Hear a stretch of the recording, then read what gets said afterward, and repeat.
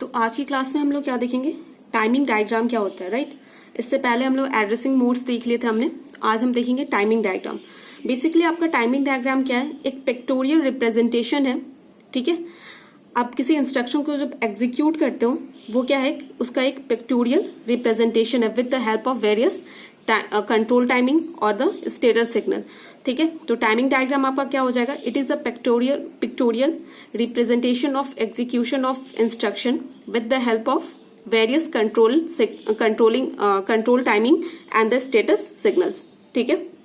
समझ गए। तो ये होता है आपका बेसिकली टाइमिंग डायग्राम। मान लो आप किसी इंस्ट्रक्शन को एग्जीक्यूट करने जा रहे हो तो आप उसे एज अ डायग्राम के थ्रू आप कैसे समझा सकते हो, that is a timing diagram, okay. तो एक एग्जाम्पल के थ्रू हम लोग समझने की कोशिश करेंगे। मान लो कि आपको आपने कोई प्रोग्राम लिखा, ठीक है। आपने लिखा मूव C, A, ठीक है। उसका हेक्स कोड क्या है, मान लो इसका हेक्स कोड क्या है 4FH, ठीक है। और ये किस एड्रेस लोकेशन पे स्टोर है आपके 2005 पे, ठीक है। इतना डेटा हमें दे रखा है। मान लो कोई प्रोग्राम है, आपने प्रोग्राम क्या लिखा मूव C, A, लेकिन आपका जो कंप्यूटर है वो क्या समझता है, हेक्स कोड बाइनरी लैंग्वेज समझ सकता है, ठीक है। तो वो कैसे जाके स्टोर होगा, इस फॉर्म में जाके आपके कंप्यूटर में किस लोकेशन पे स्टोर हो गया, इस लोकेशन पे स्टोर हो गया। तो इस प्रोसेस को आप पिक्टोरियल मतलब एक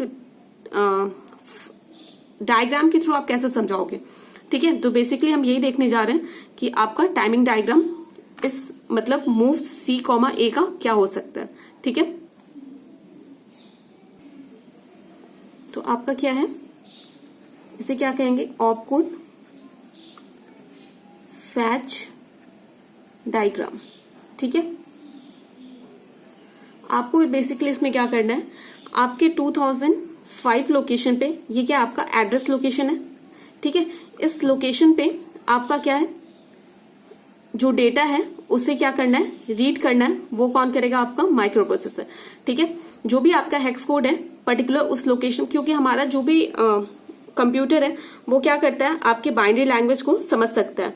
आपने जो प्रोग्राम लिखा है मूव C, A, ये नहीं समझ सकता, ठीक है। तो इसे कन्वर्ट करके, हेक्स कोड को कन्वर्ट करके हम कहाँ पे स्टोर कर देते हैं, आपके मेमोरी में स्टोर कर देते हैं। तो यहाँ पे क्या है, 2005 एड्रेस लोकेशन पे आपका जो डेटा स्टोर है वो क्या करेगा, आपका माइक्रो प्रोसेसर उसे रीड करेगा, ठीक है। तो देखो यहाँ पे क्या आपका है, ये आपका क्या है, माइक्रो प्रोसेसर है, और ये आपका क्या है, मेमोरी है, ठीक है। यहाँ पे डिफरेंट लोकेशंस हैं। यहाँ पे 2005 पे आपका क्या स्टोर है, 4F, ये डेटा स्टोर है, ठीक है। तो आपका जो भी माइक्रो प्रोसेसर है इसे रीड कैसे करेगा, तो सबसे पहले माइक्रो प्रोसेसर क्या करेगा, आपको आपका एड्रेस भेजेगा कि किस लोकेशन पे आपको जाना है, ठीक है। तो वो एड्रेस कैसे भेजता है, आपके पास क्या होता है, आपके पास 16 बिट एड्रेस बस लाइंस होते हैं, राइट,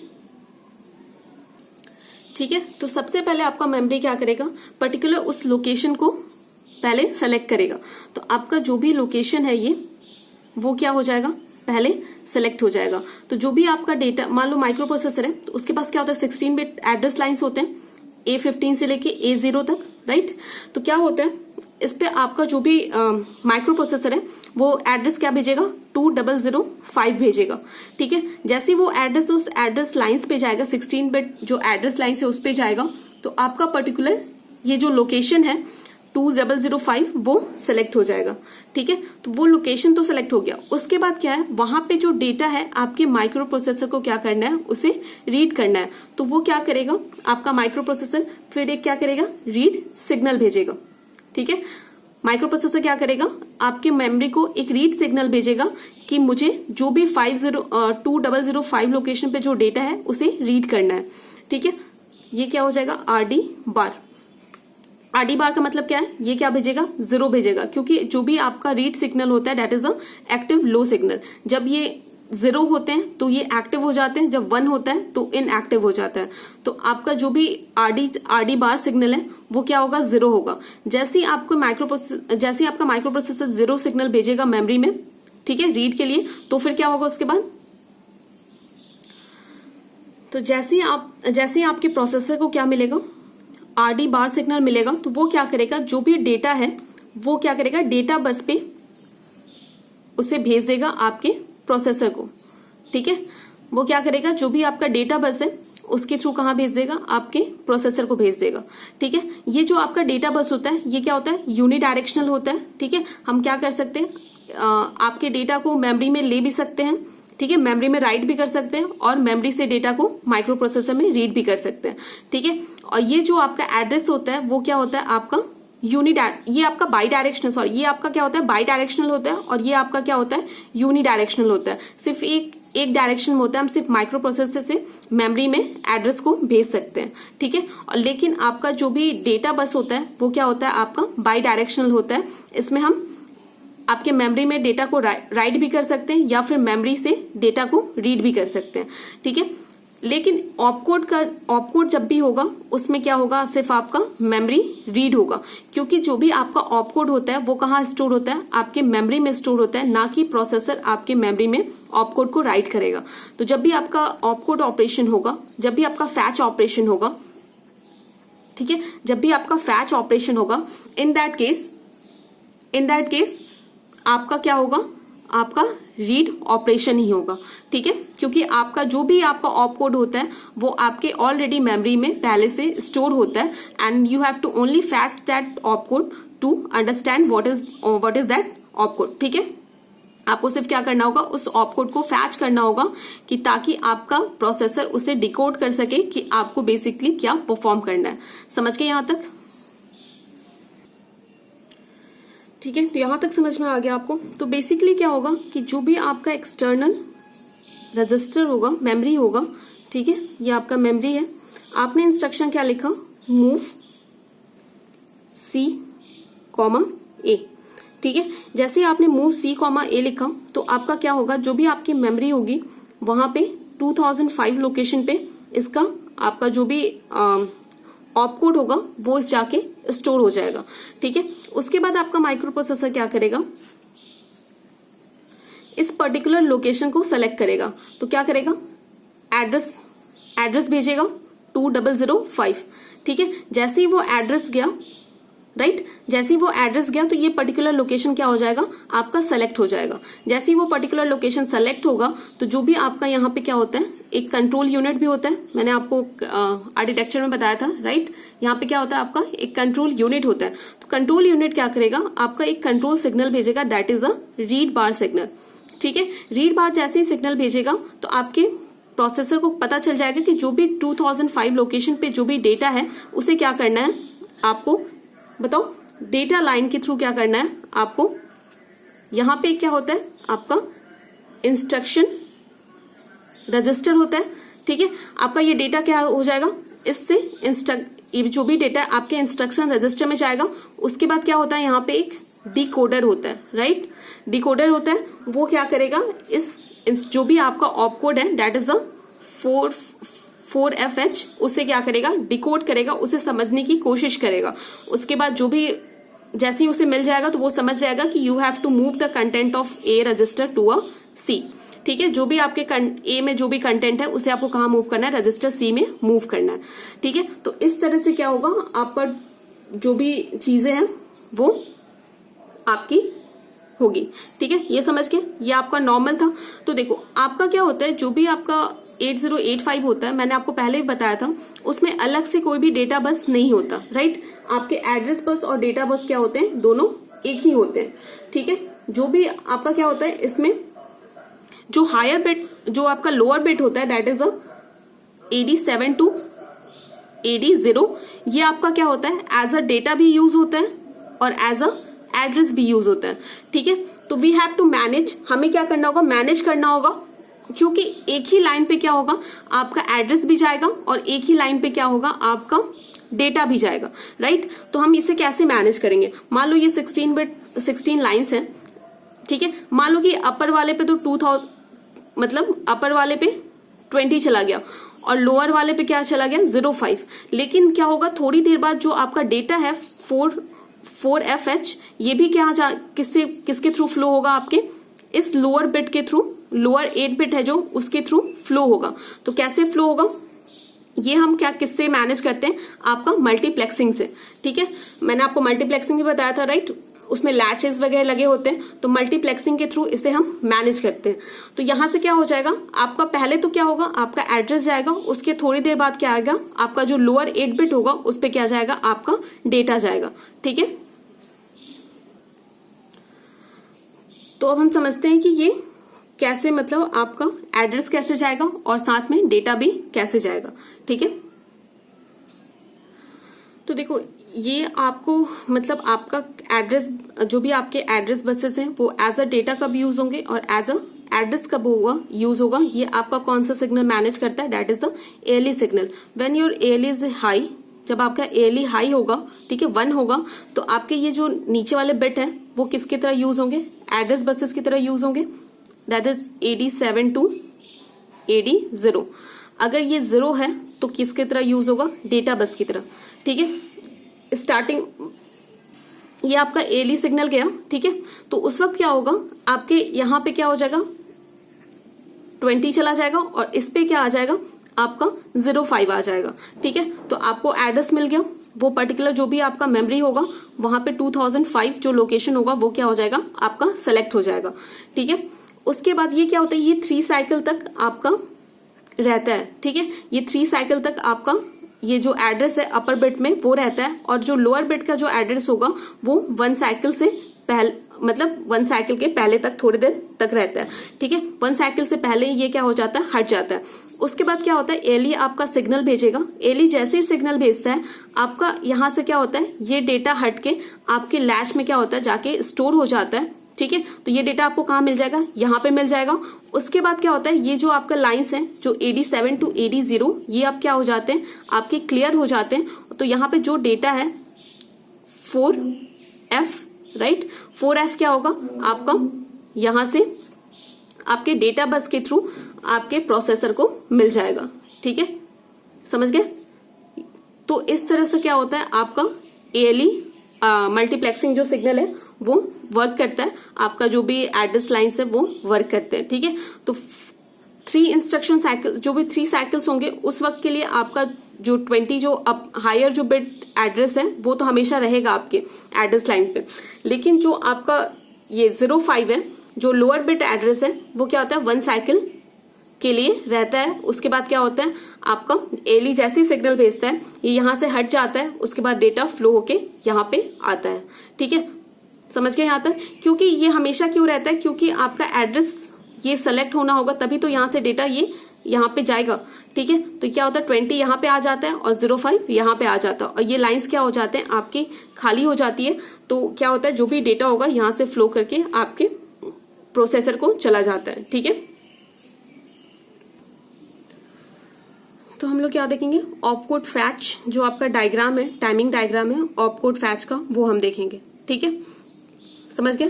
तो ये देखो, ये आपका क्या है, ऑपकोड फैच का टाइमिंग डायग्राम है। ठीक है, ये आपके क्या है, क्लॉक पल्सेस हैं, राइट, ये आपके क्या है, क्लॉक पल्सेस हैं। ठीक है, तो यहां से लेके यहां तक ये आपका क्या हुआ, एक क्लॉक पल्स हुआ, फिर यहां से लेके यहां तक क्या हुआ, दूसरा क्लॉक पल्स हुआ, यहां से यहां तक लेके तीसरा, ये लेके चौथा। तो जो आपका क्लॉक पल्सेस हैं वैसे ऐसे हम शो करते हैं। ठीक है, अब देखो आपका जो ऑपकोड फैच है उसमें क्या होता है, आपके 4 T स्टेट्स लगते हैं। ठीक है, 1 2 3 4, आपका कितने लगता है, 4 T स्टेट्स लगते हैं। 6 भी लगता है लेकिन 6 बहुत रेयर होता है, तो हम क्या देखेंगे, 4 T स्टेट्स लगते हैं आपके। तो हमने क्या कर लिया, 4 आपके क्लॉक पल्सेस जो भी T स्टेट्स है वो ड्रॉ कर लिया, 1 2 3 4। ठीक है, ये क्या हो गया आपका एक, फिर साइकिल रिपीट हो रही है दूसरी, फिर ये तीसरी, ये चौथी। समझ गए यहाँ तक। तो आपका कितना लगता है, ऑपकोड फैच जो होता है उसमें कितने T स्टेट्स लगते हैं, आपके स्टेट्स लगते हैं, आपके 4 T स्टेट्स लगते हैं। ठीक है, समझ गए। तो ऑपकोड फैच के लिए कितने साइकिल्स चाहिए होते हैं, 4 T साइकिल्स चाहिए होते हैं। अगर हम मेमोरी रीड या फिर आईओ रीड कर रहे हैं तो उसके लिए कितने स्टेट कितने साइकिल्स चाहिए होते हैं? 3t साइकिल्स चाहिए होते हैं। ठीक है, ठीक है। अगर हम मेमोरी रीड कर रहे हैं या फिर मेमोरी राइट कर रहे हैं उसके लिए भी क्या चाहिए होंगे? 3 साइकिल्स चाहिए होंगे। या फिर हम मेमोरी रीड या मेमोरी राइट कर रहे हैं उसके लिए 3 साइकिल्स चाहिए। या फिर हम क्या कर रहे हैं? रीड या राइट करेंगे उसके लिए भी कितने साइकिल्स लगेंगे? आपके 3 साइकिल्स लगते हैं। समझ गए यहां तक? ठीक है। तो देखो, सबसे पहले आपका क्या होगा? आपका जो पर्टिकुलर जो मेमोरी है वो क्या भेजेगा? आपका एड्रेस भेजेगा। ठीक है, एड्रेस जैसे ही भेजेगा तो वो कहाँ जाएगा? पर्टिकुलर वो एड्रेस लोकेशन पे सेलेक्ट हो जाएगा। ठीक है, तो उसके लिए क्या होगा कि आपका जो भी 16 बिट डेटा एड्रेस लाइन है, एज अ वो एड्रेस लाइन सेलेक्ट हो तो आपका एएलई क्या हो जाता है? हाई हो जाता है। मैंने आपको बताया था एएलई आपका क्या हो जाएगा? हाई हो जाएगा। ठीक है, यहाँ पे एएलई आपका क्या है? हाई है। तो आपका A15 टू A15 से लेके A8 तक आपका क्या डेटा आ जाएगा? यहाँ पे मैंने आपको एग्जाम्पल में डेटा आपका डिफरेंट लिया था, यहाँ पे मैंने डिफरेंट लिया है। तो यहाँ पे आपका क्या आ जाएगा? अपर बिट पे क्या आ जाएगा? क्योंकि डेटा आपका क्या था? 2005 था। ठीक है, तो अपर बिट पे आपका क्या आ जाएगा? बताओ, 20 आ जाएगा। ठीक है, और AD7 टू AD0 पे आपका क्या मिल जाएगा? 05। समझ गए? तो यहां तक समझ गए? तो अब जैसे एएलई 1 है, इसका मतलब आपका जो भी 16 बिट एड्रेस लाइन है वो क्या होगा? एज ए आपका एड्रेस लाइन ही यूज होगा। ठीक है, तो आपका क्या हो गया? यहाँ पे क्या आ गया? आपका 20 आ गया। और यहाँ पे आपका क्या आ गया? लोअर बिट जो था आपका एड्रेस का वो कहाँ पे आ गया? आपके AD7 से लेके AD0 पे आ गया। ठीक है, और मैंने आपको ये भी बताया था कि जो आपका ये अपर जो बिट होता है, अपर जो एड्रेस का जो अपर बिट होता है वो क्या कितने साइकिल्स तक रहता है? आपके 3 साइकिल्स तक के लिए रहता है। तो क्या होगा? 3t तक आपका ये जो भी 20 है वो 3t साइकिल तक यहाँ पे रहेगा। ठीक है, समझ गए? और जो आपका लोअर बिट एड्रेस है वो कितने साइकिल के लिए रहता है? 1 साइकिल के लिए रहता है। और ये जो आप देख रहे हो इसका मतलब क्या है? ये ट्रांजिशन है। ठीक है, डेटा 1 मतलब एक डेटा से दूसरे डेटा में यहाँ पे चेंज हो रहा है, इसका मतलब यही होता है। ठीक है, तो फर्स्ट पे आपका क्या हो गया? 20 चला गया और दूसरे पे क्या आ गया? आपका 05 आ गया। तो ये कितने स्टेट तक रहेगा? आपकी 3 साइकिल्स तक रहेगा। और जो आपका AD7 से लेके AD0 तक है ये कितने साइकिल के लिए रहेगा? ये 1 साइकिल रहेगा क्योंकि उसके बाद क्या होगा? आपका एज अ ये डेटा बस यूज होगा। ठीक है, यहां तक समझ में आ गया?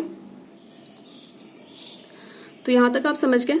अब देखो, अब क्या होता है कि जैसे ही आपका क्या हो जाएगा? यहाँ पे आपके दोनों एड्रेसेस मिल गए तो आपका क्या होता है? ये जो आप देख रहे हो यहाँ पे आपका जो भी लोअर एड्रेस होता है सिर्फ 1 साइकिल तक रहता है। तो यहाँ पे आपका क्या होगा? जो मेमोरी आपका रीड वाला प्रोसेस है वो कर रहा होगा। ठीक है, जैसे ही उसे पता चलेगा कि रीड सिग्नल मिलेगा तो आपका क्या करेगा? यहाँ पे आपका क्या आ जाएगा? बताओ, ये आपका क्या हो जाएगा? यहाँ पे आपका डेटा आ जाएगा, दैट इज अ 4FH। ठीक है, इस पे क्या आ गया? आपका जो एड्रेस ये जो एड्रेस लाइंस था अब क्या किसकी तरह वर्क करेगा? एज अ डेटा की तरह वर्क करेगा, डेटा लाइंस की तरह, डेटा बस की तरह यूज होगा।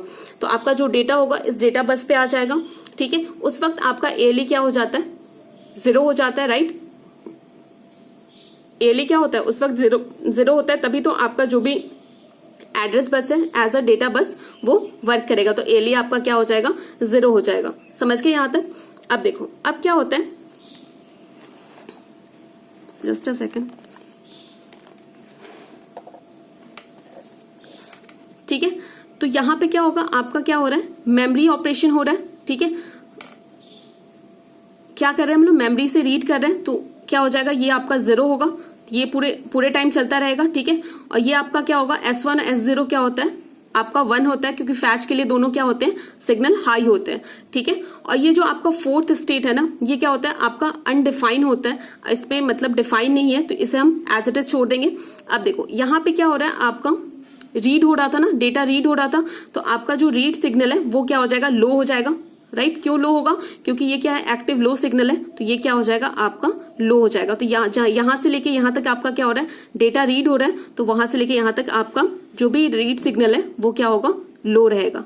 ठीक है, तो ये समझ गए? तो ये आपका था timing diagram for opcode fetch. ठीक है, ऑपकोड फैच के लिए ये आपका टाइमिंग डायग्राम था। तो आपको ऑपकोड फैच के लिए ये टाइमिंग अगर पूछता है तो आपको ये ऑपकोड फैच के लिए टाइमिंग डायग्राम आपको बनाना होगा। ठीक है, तो ये हो गया। और याद रखना जो ऑपकोड फैच ऑपरेशन होता है उसमें कितने साइकिल्स लगते हैं, 4 साइकिल्स लगते हैं, 4 टी स्टेट्स लगते हैं। ठीक है, और जो आपका आईओ रीड या फिर मेमोरी रीड या मेमोरी राइट जो ऑपरेशन होता है उसके लिए कितने साइकिल्स लगते हैं, 3 साइकिल्स लगते हैं। और रीड के लिए कितने लगते हैं आपके, रीड राइट के लिए कितने लगते हैं आपके, उसके लिए भी 3 साइकिल्स लगते हैं। ठीक है, तो ये आपका था opcode fetch timing diagram operation, sorry timing diagram. ठीक है।